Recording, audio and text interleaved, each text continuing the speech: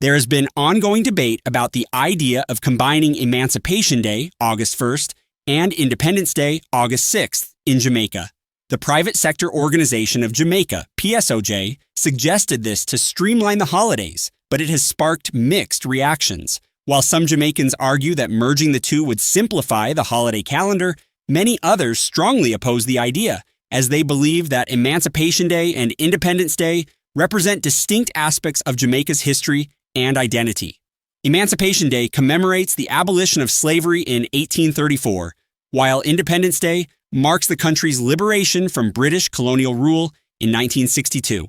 These are two pivotal events in Jamaica's history, with different symbolic meanings. There is a general lack of awareness or understanding of Emancipation Day, and this confusion was evident when some Jamaicans incorrectly wished the nation a happy Independence Day on August 1st.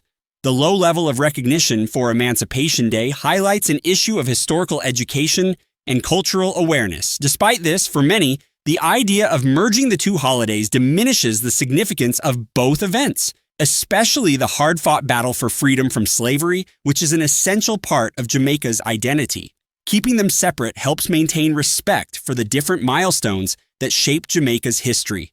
It's important for future generations to understand and celebrate both events distinctly to fully grasp the significance of Jamaica's journey to freedom and independence.